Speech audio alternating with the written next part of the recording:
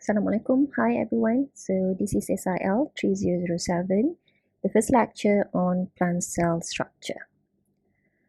Alright, before we look at the cell structure, let's take a look at the evolution history of plants.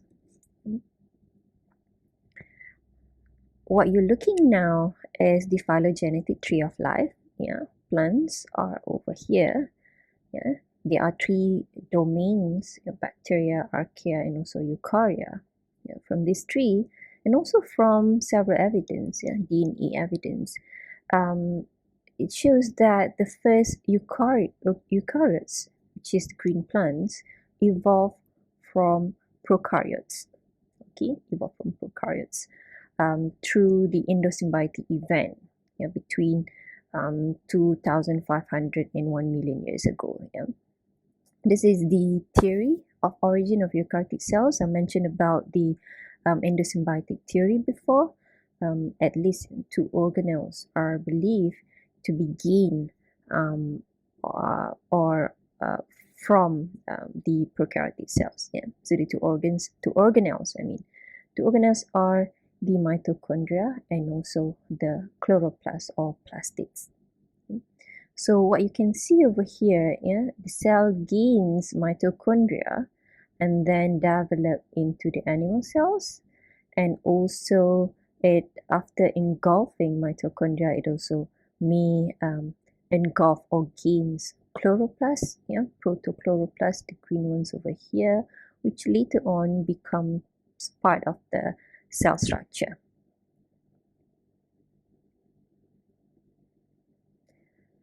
Now we look at the plant cell structure. This is more like a refresher to you, because you have learned this in your first year. I hope you can still recall most of the structure. Let's start from the most inner part, the nucleus. This is very similar to what we have in the animal cells. The rough ER over here, the smooth ER, there's also the Golgi apparatus, the vacuole, the mitochondria, the plastids or the chloroplast, and then there are also cytoskeleton in the cytoplasm. There's also the peroxisome and also plasmodesmata, connecting the two adjacent cells, and then the membrane, of course, you need the membrane, and then there's the cell wall over here. Not in plant cells are lysosomes, centrioles, and also flagella. But there's report of this structure in some of the plant sperm.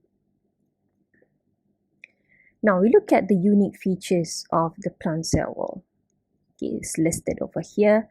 Number one is cell wall. No plants have cell wall as mechanical support, for the cell structure, and also chloroplast, the vacuole, the plasmodesmata.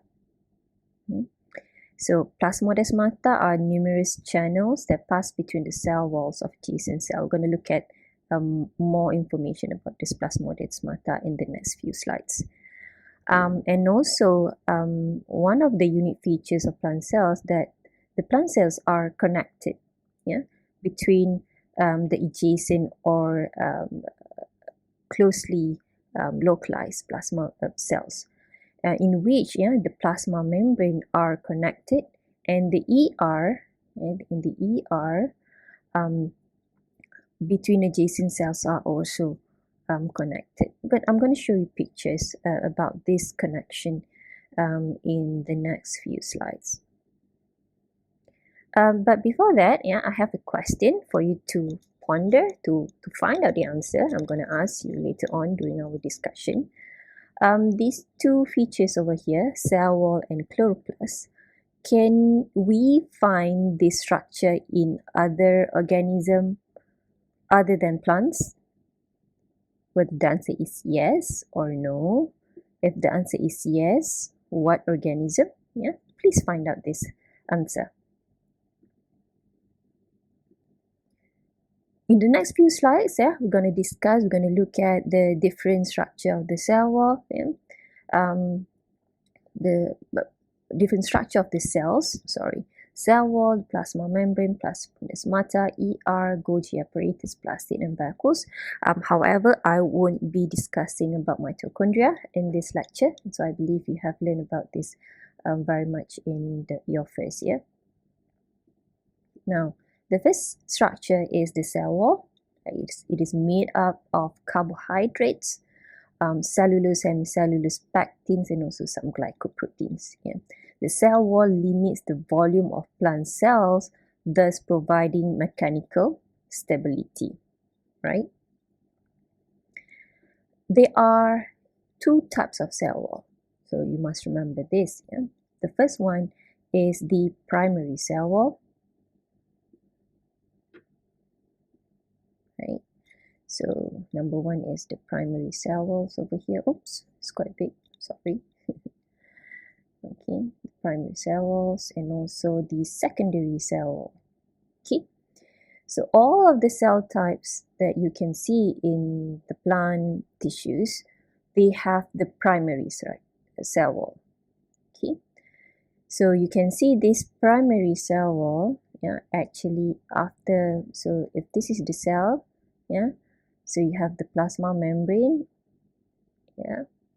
and then you have the primary cell wall. And for the second type, the secondary cell wall, they are usually formed after the cell has stopped growing. Okay, and the primary cell wall is no longer increasing the surface area. So the secondary cell walls can only be formed in specialized cells. We're going to learn more about plant cell wall in the next lecture.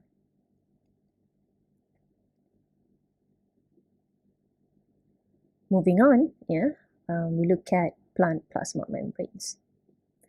When you look at the ultrastructure, it's more or less very similar to what you have learned before in the animal cells.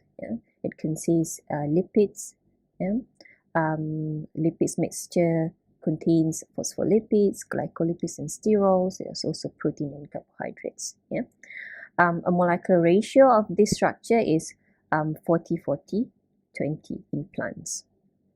It might be slightly different to the animal cells, but the structure in which you see the semi-fluid structure, it's almost more or less the same.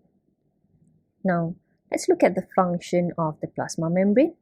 Function as an active interface between the cell and also its environment. So it controls the transport of molecules into and out of the cell. It also transmits signals from its environment to the cell interior, and also to participate in the synthesis and assembly of cell wall molecules. What you're looking over here is actually a picture of a plasma membrane of two adjacent cells. One cell over here and another cell over here. You can see a cell wall. This is one cell wall. This is another cell wall layer. And then very thin layer over here is the plasma membrane. Another important feature about plant and also animals is that the plant cells are normally under Turger pressure, whereas animal cells are isoosmotic with their environment. So Turger pressure forces the plasma membrane tightly against the cell wall. You can see plasma membrane separated from the cell wall in the plasmolyzed cells. So here, just to share with you, this picture was taken by my friend Alicia Samuels in UBC. And when we look at the plasma membrane, this structure also forms another structure, what we refer as plasmodesmata. The plasmodesmata is important for communication with adjacent cell.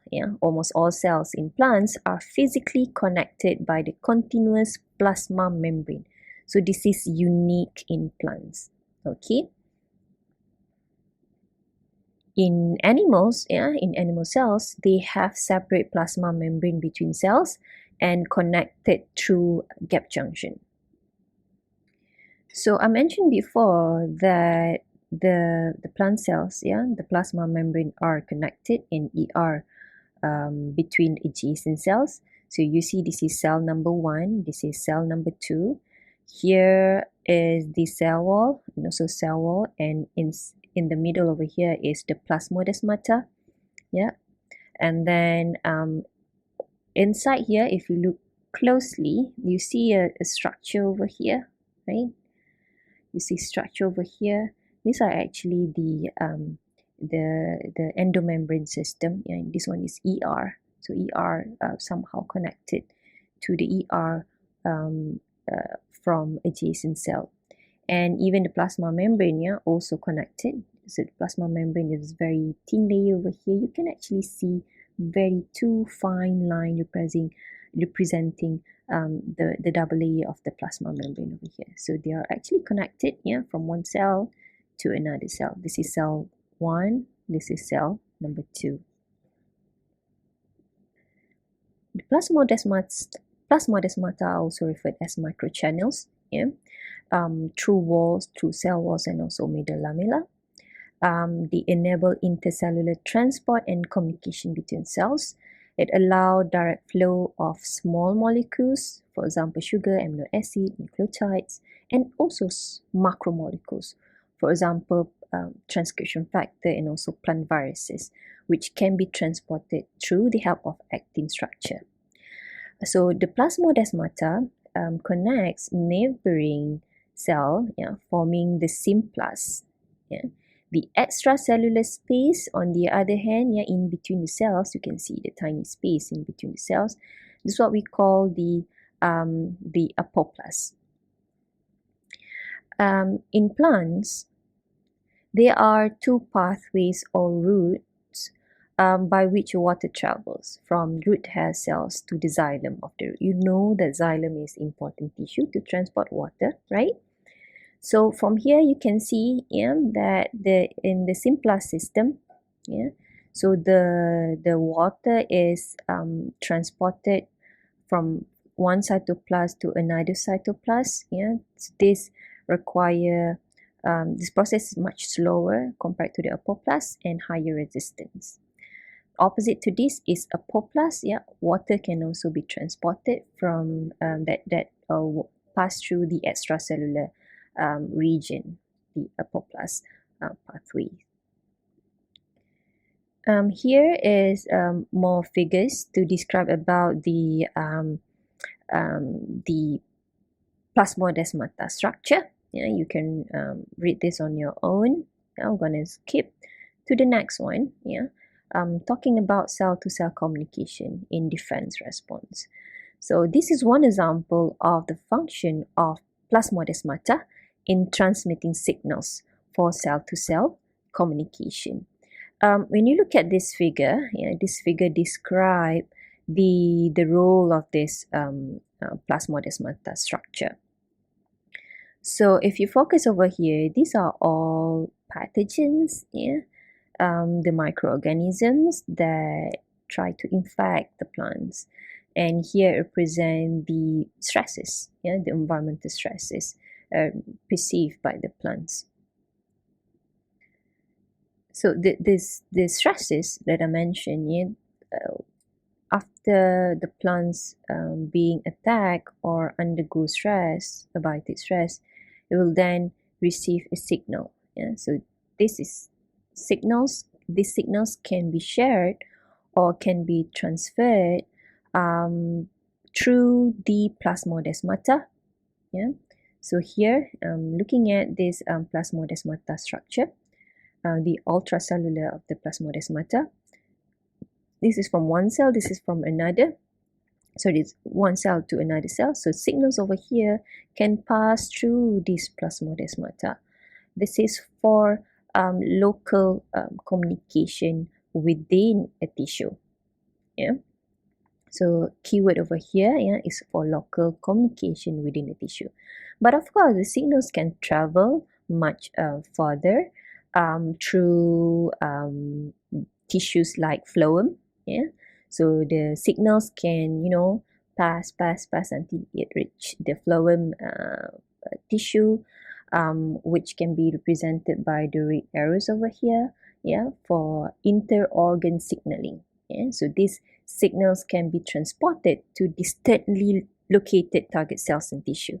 For example, the shoots, and also the other region of the plant. Moving on to nucleus, contains most of the cell's genetic information. Yeah, I'm sure you all know this fact by now. It has several components: the nuclear envelope, the nucleolus, the chromatin, and also nucleoplasma. Yeah, here's the picture of nucleus. So there are nucleopore on the nuclear envelopes. This is another picture of electron microscope. I won't be elaborating much about nucleus, because I think you have learned about this structure before. It's not something new to you. Okay. Now let's move on to the next one, which is the ER, or endoplasmic reticulum. So this is the rough ER. It consists of continuous tubules and flattened sacs that underlie the plasma membrane and connect to the nuclear envelope. So the nuclear envelope is connected to the nuclear envelopes. And in general, there are three types of the ER: the smooth ER, the rough ER, and also nuclear envelope ER. The ER is actually the most extensive, versatile, and adaptable organelles in the eukaryotic cells. When we talk about the function of ER, it is important to synthesize, to process, and to sort proteins targeted to membranes for vacuoles or the secretory pathways, as well as adding end-link glycans to many of these proteins and synthesizing a diverse array of lipid molecule.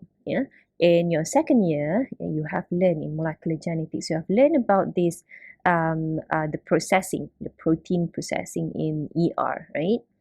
And ER has a dynamic organization that changes during the cell cycle and development to cater different cellular activities.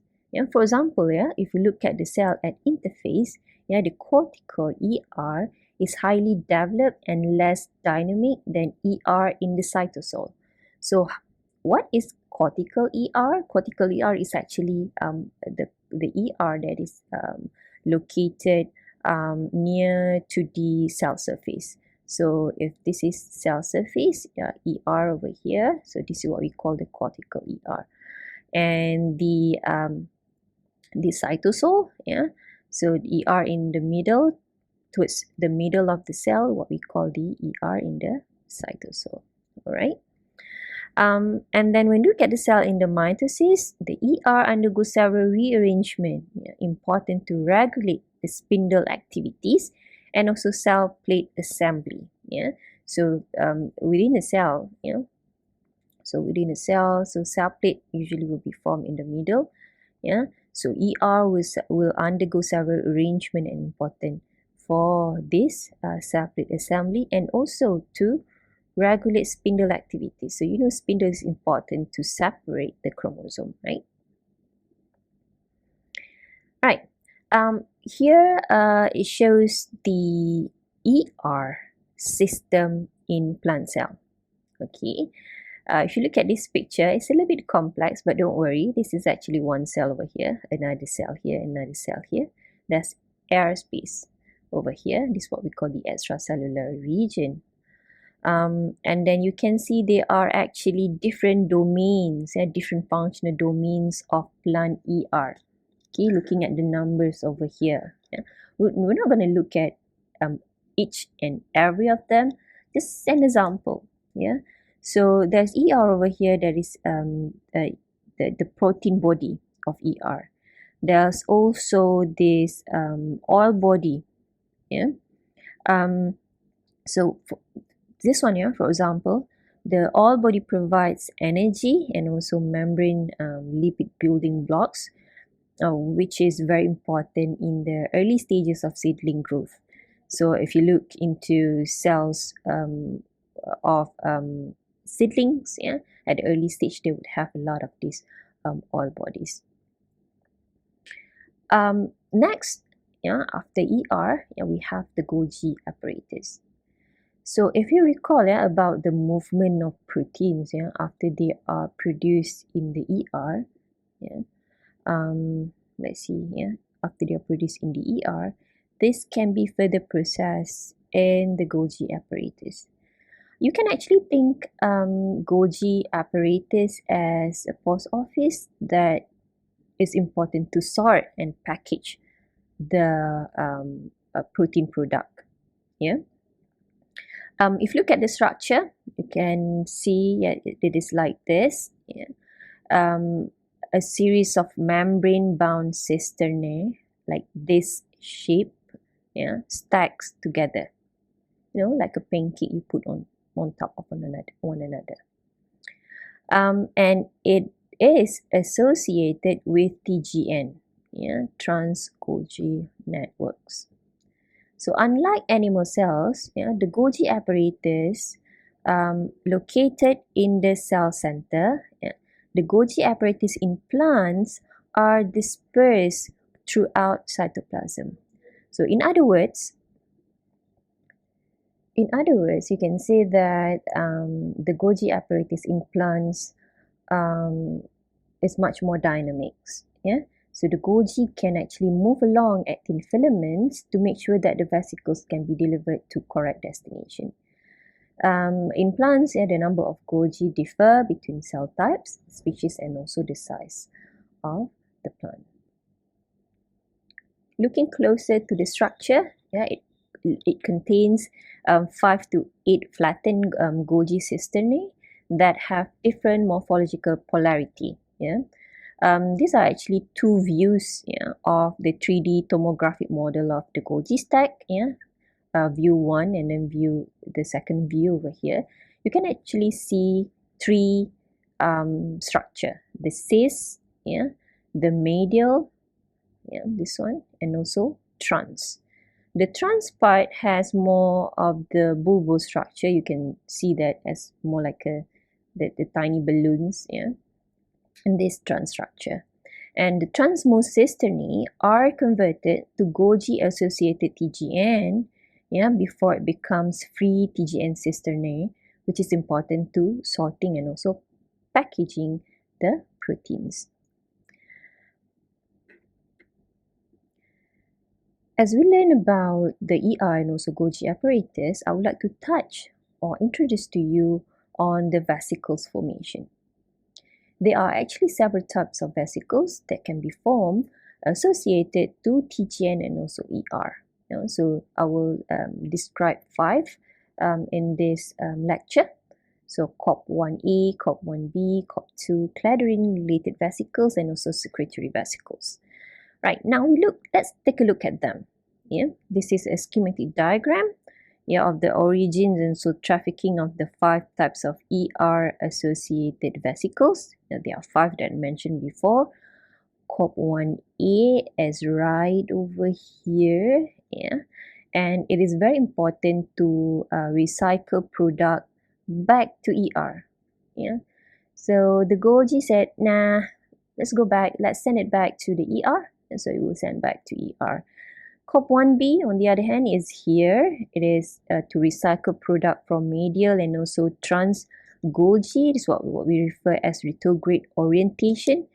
And this part is actually very important to maintain distribution of enzymes. And then you have the third one, the COP2 vesicles from ER to Golgi. So this is from the vesicles from ER, this is what makes the cis of the Golgi. You can see, you should actually imagine this structure, the whole structure over here is very dynamic. So because some of the part will go here, yeah, it will, if there's none coming from here, it should be shrinking in size.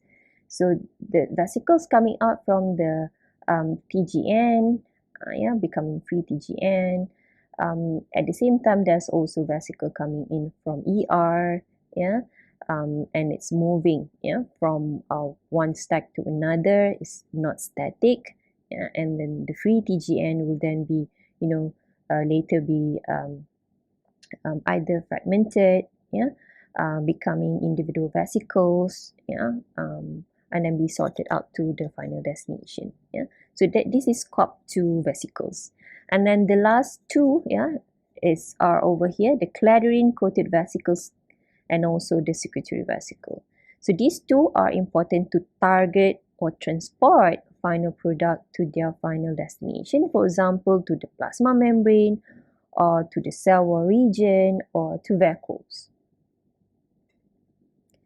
As I mentioned before, the Golgi stack is dynamic, yeah, and it moves in a stop and go manner. Yeah? You can imagine like a bus. So in this model, as COP2 develops, so COP2 will be developed in this region, what we refer as ER at spot site.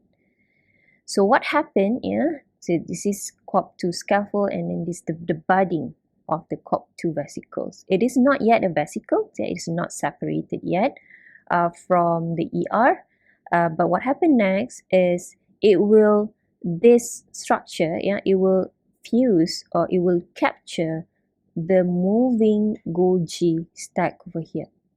Okay, I mentioned before that in plants, the Golgi network doesn't stay at one place. And there are dynamics. They actually move, from one place to another in a stop and go manner. Yeah, I mentioned before. It moves in a stop and go manner. So it moves, on this actin filament. This is kind of like a track, guiding where to go. Yeah? So this Golgi stack will move through the help of this myosin. It pass these budding vesicles or structure, COP2 structure. They will fuse. Yeah, you can see that the COP2 kind of like capture the moving Golgi.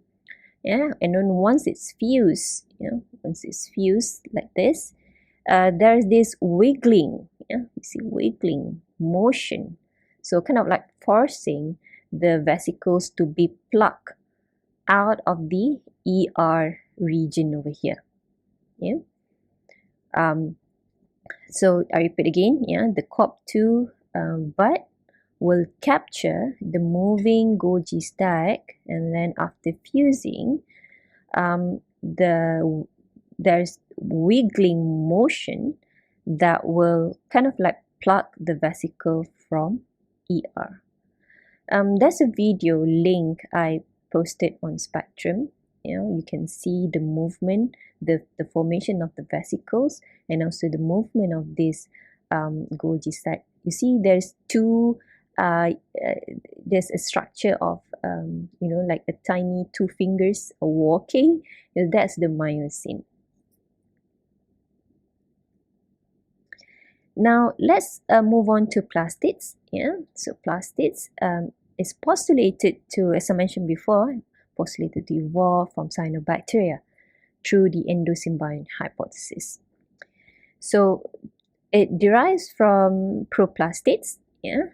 So after differentiation, the proplastid can differentiate, de-differentiate, and redifferentiate into different plastids. Yeah, green here, is the chloroplast, the colored chromoplast, or the colorless leucoplast, and etc. So plastids possess their own circular chromosome enzymes for gene duplication, gene expression, protein synthesis. We're going to learn more about this, in a special lecture on chloroplast. So chloroplast, just very, very quickly, I'm going to go through the slides of different plastids. The green color due to the chlorophyll, is a lens shape. It's very important for the process of photosynthesis. We also have the chromoplast. Okay, the chromoplast is actually high with carotenoids and also xanthophylls, colored red orange or yellow. So you can see these pigments in the leaf, in the flower, and also in the fruits. There's also colorless plastids, yeah, like what you see here. Like for example, the amyloplast, yeah, which is important to store starch in the roots, tuber, and also in the seeds. And then here it describes about the chloroplast and to chromoplast development. This is what we call, what I mentioned about this, yeah. So they can de-differentiate, meaning that it's already differentiated into chloroplast, but it can change to another differentiated. It's what we call de-differentiation, and it can actually go back to its original state before, what we call the re-differentiation. Okay, so don't get confused on this term. Yeah, differentiation is from protoplastid to different types of plastid, and the de-differentiation is when you have, like for example here, chloroplast, so it can become chromoplast, and the chromoplast can actually re-differentiate to become chloroplast again. All right. Next, so I hope you can read more about theory of origins of eukaryotic cells. Yeah, please learn more about how. Just read. I think it's quite interesting topic to learn. Next we have vacuole. Okay. I mentioned before that vacuole is one of the unique features of plant cell, right? But if you recall, yeah, some of you might notice this, doctor, there's also vacuole in animal cell. Yes, you are correct. But yeah, in plants, the size of the vacuole is different. It is big in the plant cells. All right?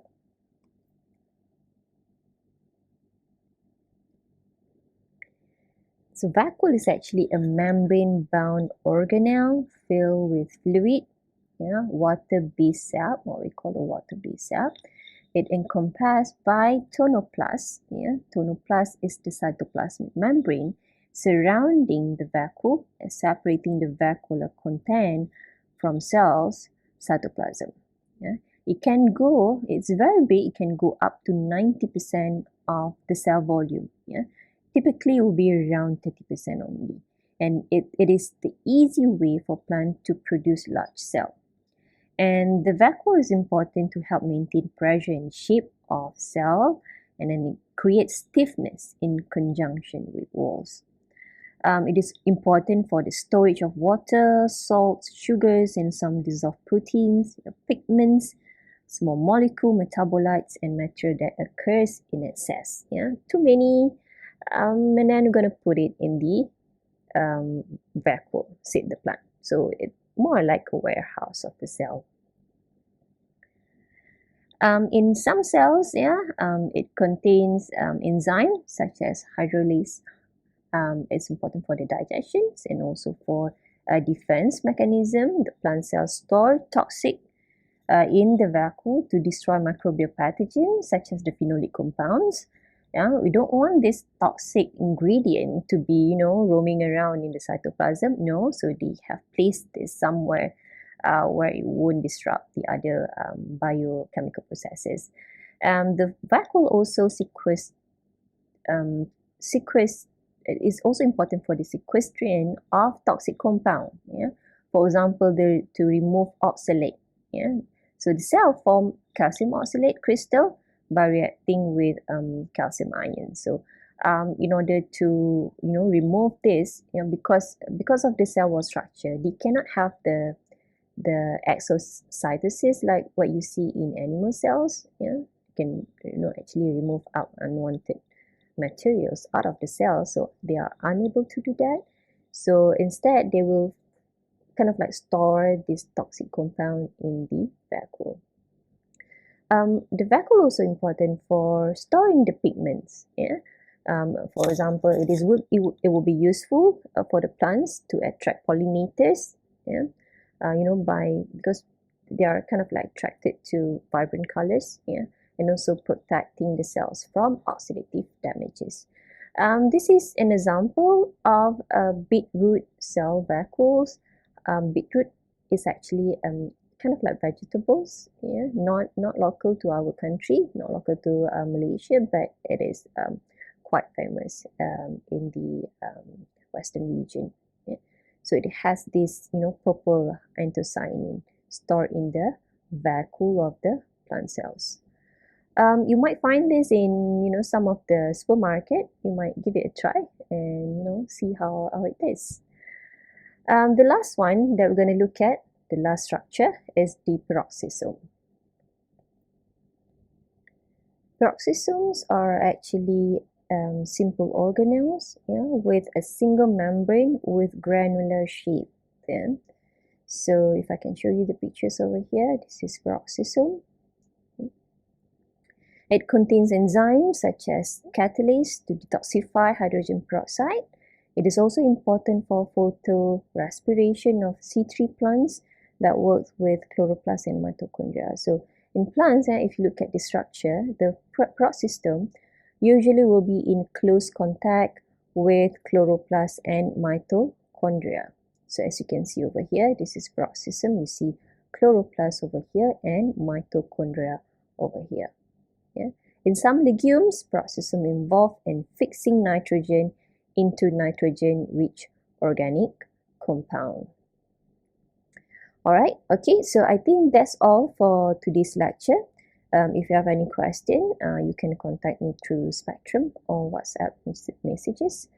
So I see you all this evening for practical session. Take care, everyone.